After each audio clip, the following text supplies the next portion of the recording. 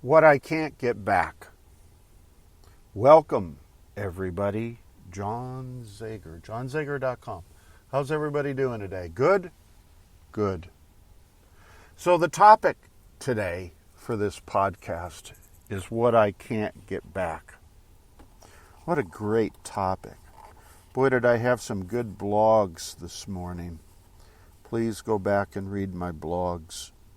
Please go back and read my blogs. They were so good, I was amazed. So I'm drinking a cup of decaf. I already been to the gym, left, came back and got a cup of decaf. And it's very hot. Boy, is that good. So what I can't get back.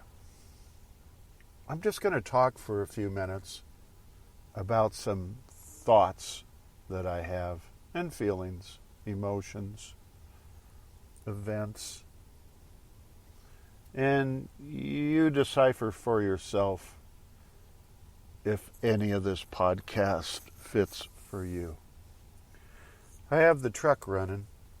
I guess I don't need to have it run, but it is warm in here, so we got a major snowstorm. I don't know how much snow. 30 inches, 25 inches. And it's piled up everywhere in town. The people who do the plowing don't understand the principle that you're supposed to push it back as far as you can on the first pass so that you have room for additional plowing.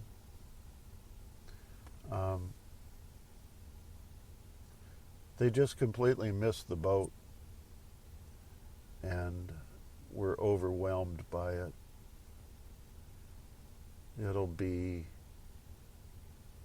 probably a couple weeks before the snow melts enough to actually park anywhere in this town. I am going to shut off the truck.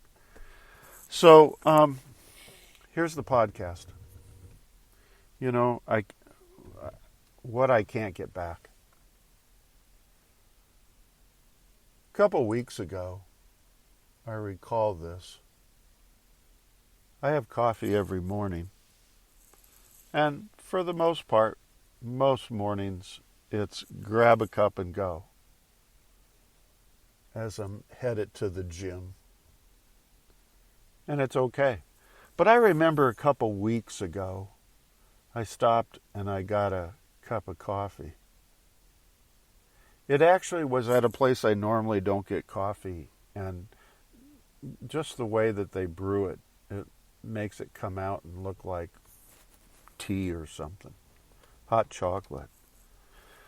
But it was bad weather, nothing was much open. I figured I'd grab it and go.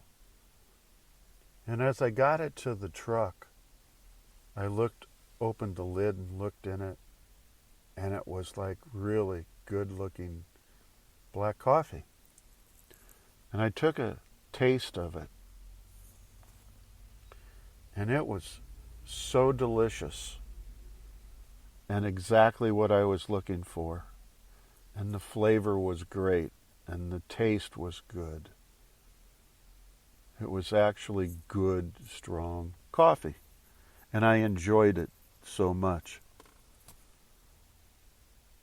I can't ever get that back again. I really enjoyed. I think it was a Tuesday, that cup of coffee. There's another time I remember. What do I have? I have 3 nephews and 1 niece. And the 2 oldest nephews I was really close to for various reasons, but I never have had kids. But I was really close to those 2 boys. And I used to take them every weekend camping. up in the mountains and spend time with them, camping and fishing and hunting. And I really enjoyed my time with both of the boys. And that went on for, seems like years. Maybe,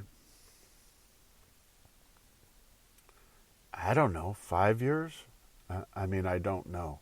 I don't know. But there were certain moments with each of them that were really special. The younger of the two was really funny because he just wasn't on the page of hunting and fishing and camping. And he had his own ideas on how things need to be and what he wanted to get into. And we would fish this little creek, I remember. It was just a little creek. You could jump across it. And there were just brook trout in it, but it was a place for the boys to catch a fish or two.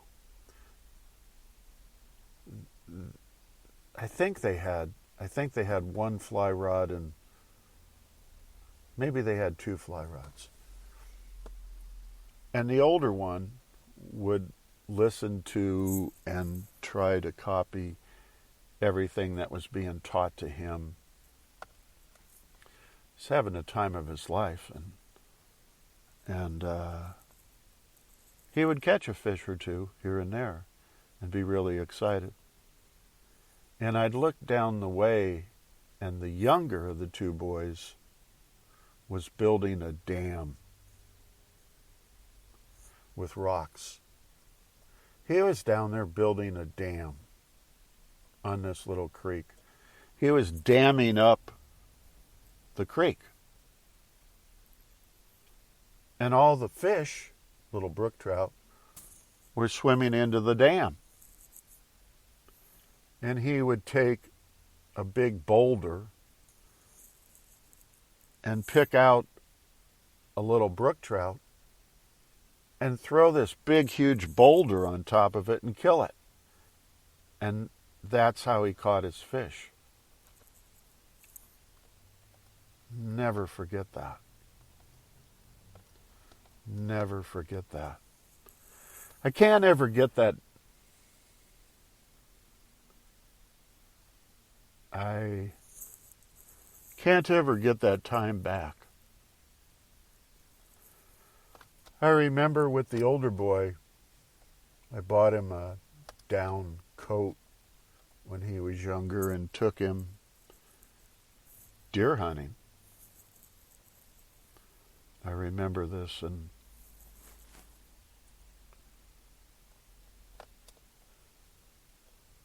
we were hunting with a bow. I had bought him a bow and taken him to the range, indoor range, as often as I could and taught him everything I knew about bow hunting. And he would go out and buy the paint that you paint up your face or whatever to be more in camouflage so that the deer wouldn't see you. It was the most remarkable thing. So anyway, we went out to the spot that we had been before, hunting and fishing and camping. We had seen a lot of deer. And I'll never forget this time. We're sitting on the edge of a little clearing, just a little small clearing of buckbrush and some trees that had fallen. And we're watching, but we see this humongous deer walking along the side across from us. I don't know it. It seemed like it might have been 30 or 40 yards. I'm not even sure. But coming into range, right? And I'm looking at my nephew, and he sees it, and he's fidgeting and excited and nervous, and what do they call that, buck fever? He's trying to get everything, his arrow knocked, and get in somewhat of a position to shoot.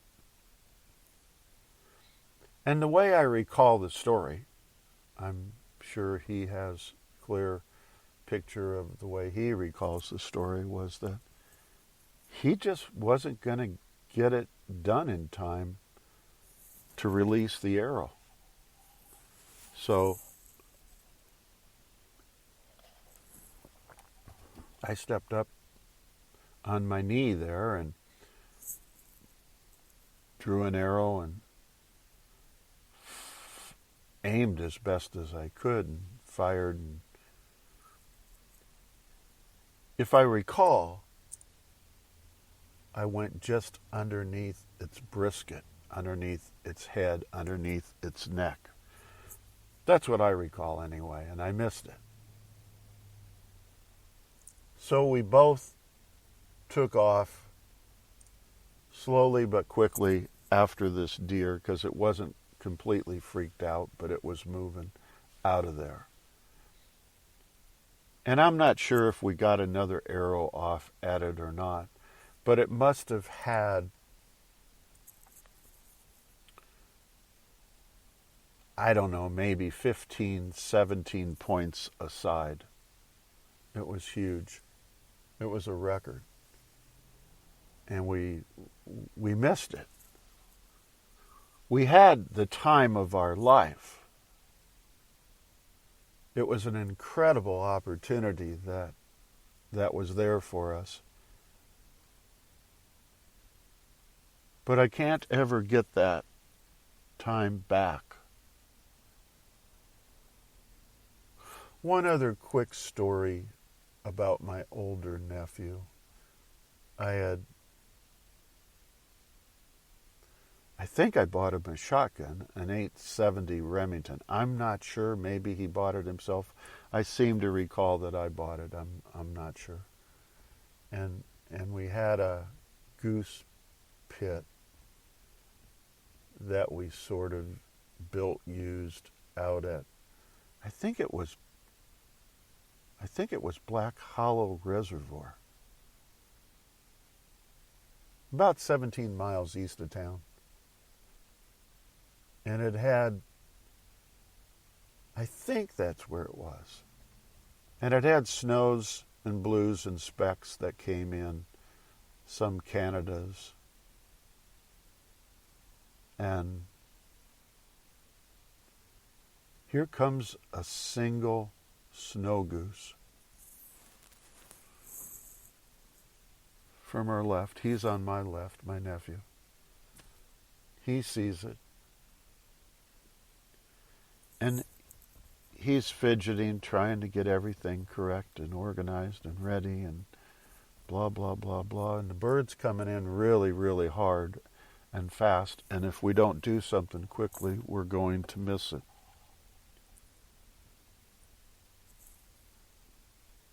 I got up and shot and killed it. It was just that fast of a situation you needed to react to.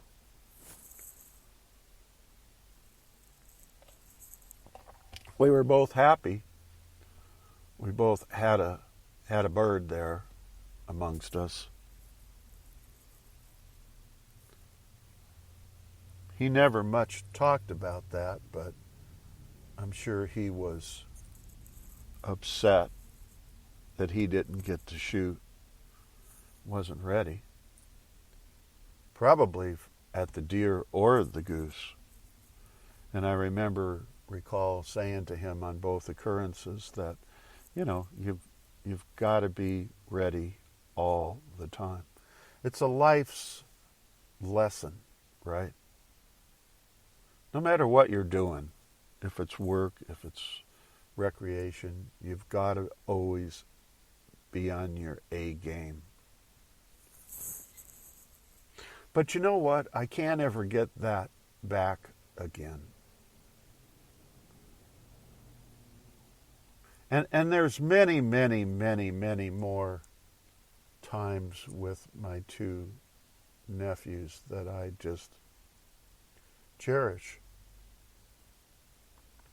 Can't ever get them back again. Can't get those times back. They were the best times of my life at the moment. And once they pass, they're gone. And how often do we stop and look back at how we just passed by that?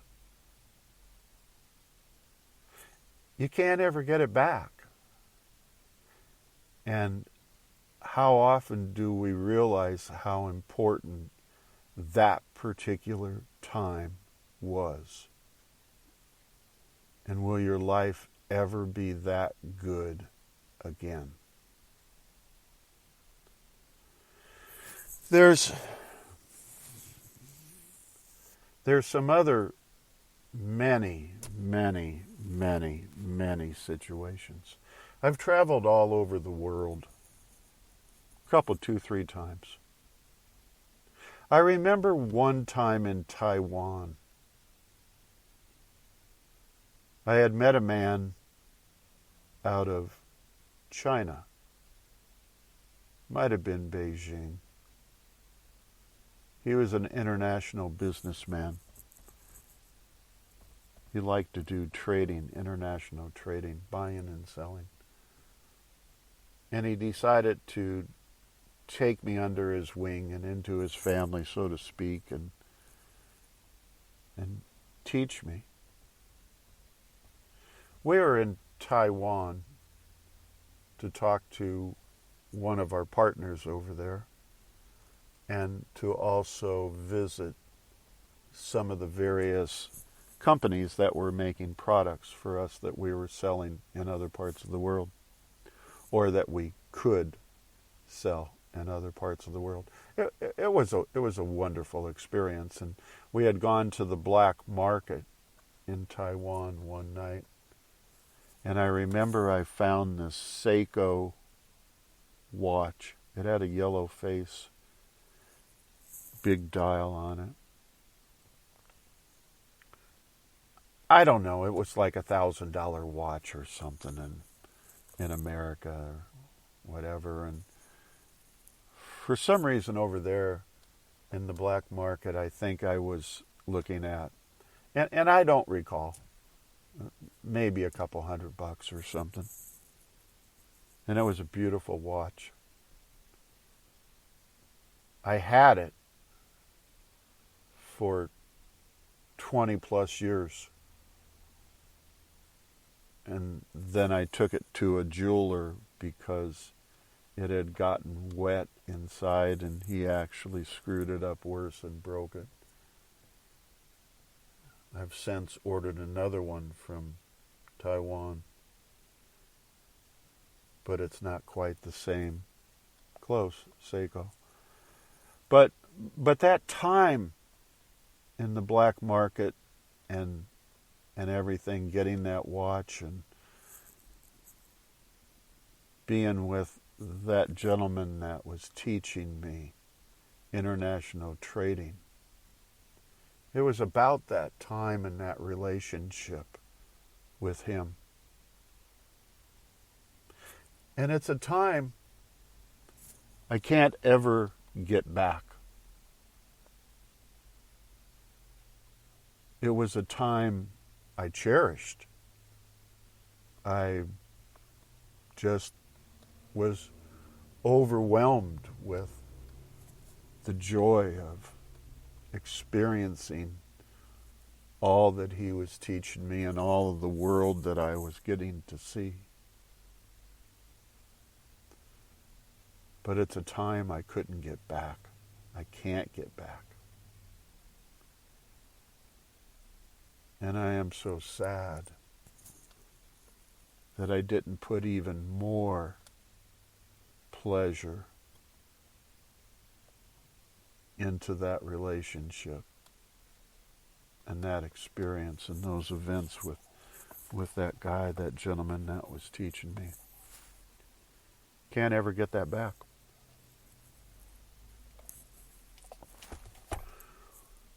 There was, gosh darn, my whole life has been psychology, clinical psychology, in one form or another. And I worked my way up from 1969 to the present. And I kept getting better and more responsibilities, and I started writing books and assisting with helping start a new treatment facility in Central America, and just getting higher positions in psychology as time went on.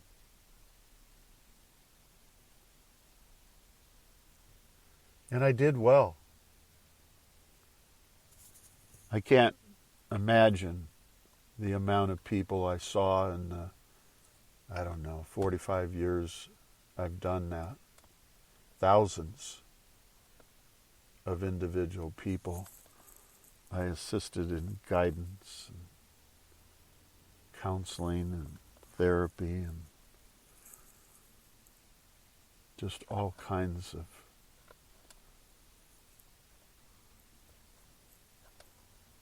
different therapies that I did. Towards the end of my clinical career, I was working for an international airline out of SFO, and traveling a fair amount, again, every few days to see clients wherever. I was everywhere. And it was such a rewarding experience, truly rewarding experience. My career in psychology is the focal point of my life. It is my life. It was my life. It still is my life. But the memories that I have, the people that I met, just is overwhelming. But you know what? I can't get that back. Did I appreciate all those years that I had doing clinical psychology? Did I appreciate them? Did I realize that at one point in time, it's all going to end? It's kind of like you listen to some of these athletes, right? And some talk about, usually way after their career is over, did they ever realize that it was all going to come to an end? It was only going to be for a certain period of time, and that they would never get it back, and they would need to move on to other things. Whew. Some did, and did well. Some did not, and have either died or gone broke. We can't get a lot of things back once we do them.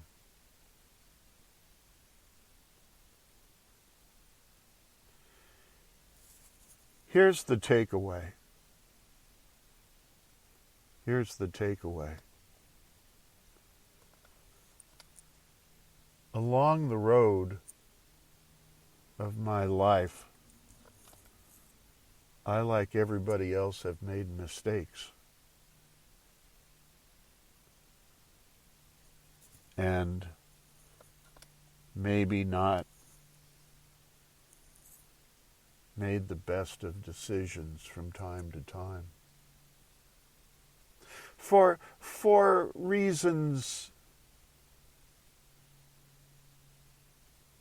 that have to do with neuroscience and belief systems that were taught early on, and what information we get when we're young on how to live our lives. I think of my childhood. Some people might look at my childhood and think, wow, maybe that wasn't such a healthy childhood. Being taught and modeled behavior that may not be the best of the best, or how to survive, or how to become wealthy, and all that good stuff. But you know what? I loved my childhood. I had so much fun. I had so much fun.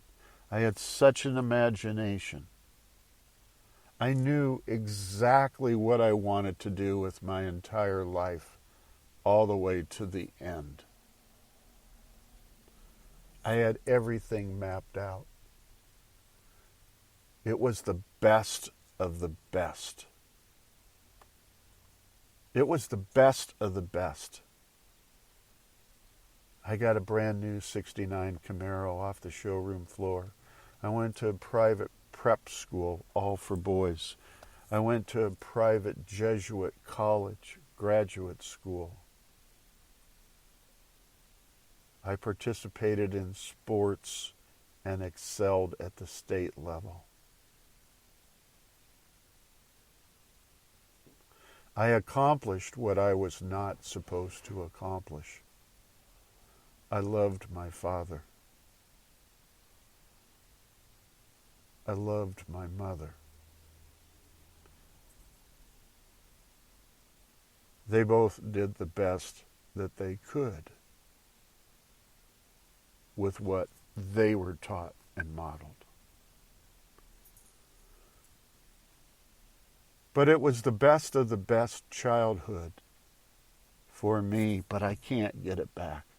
I can't ever get it back. And I'm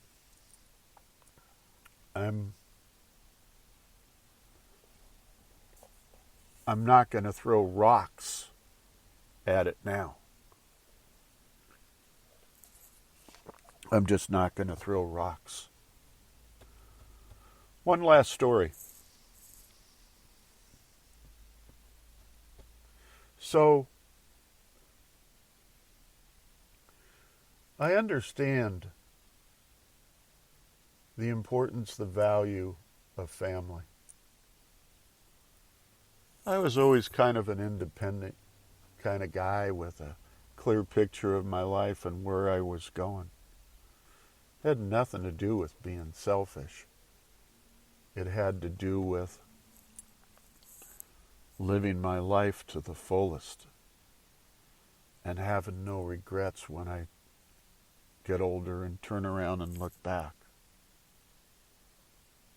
And my family. I had a sister.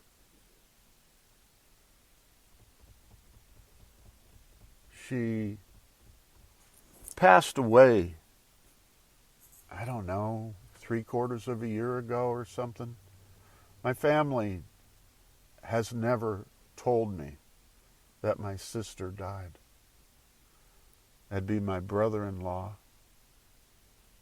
my 3 nephews, and my niece. they've never contacted me nor wanted to contact me to tell me my sister has died. Wow. Wow. They, before her passing, had little to no, interaction with me. Is that correct? For various reasons that have to do with belief systems and neuroscience and mental health. But here's my spin. My spin has always been, I love my family. I was busy. I'm sure they've been very busy. And regardless of how they've treated or mistreated me,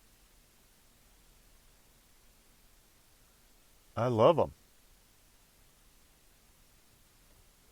I don't think at this stage of the game I'd ever want to be friends with them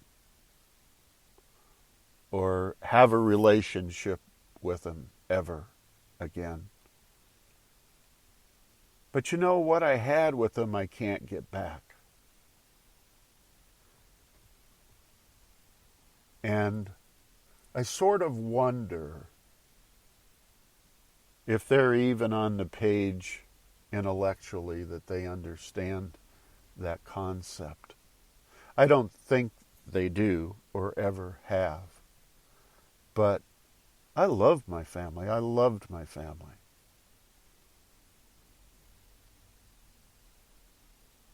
They're not understanding me is not my problem. It's their problem. I can't ever get back what I had. And for them to be so angry and mad that they build even a bigger wall is just pure mental health. I wish them well, and I love them. But I enjoyed my relationship with them.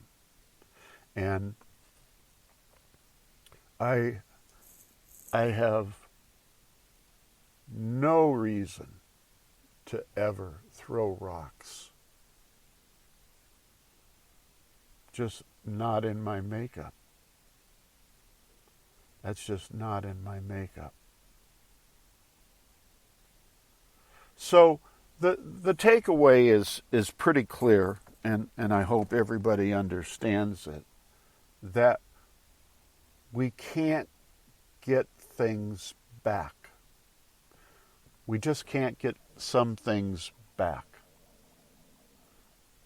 And what did I put in my blog this morning? I put a little one or two sentence in there that kind of stuck with me. But, you know, this current moment right now that I'm sitting in my truck in the middle of this hellacious bunch of snow and weather, drinking this cup of coffee, doing a podcast, I can't ever get it any better than this. I'm not sure my life is ever going to get any better than right now, this current moment. I can't ever get this moment back. And you know what?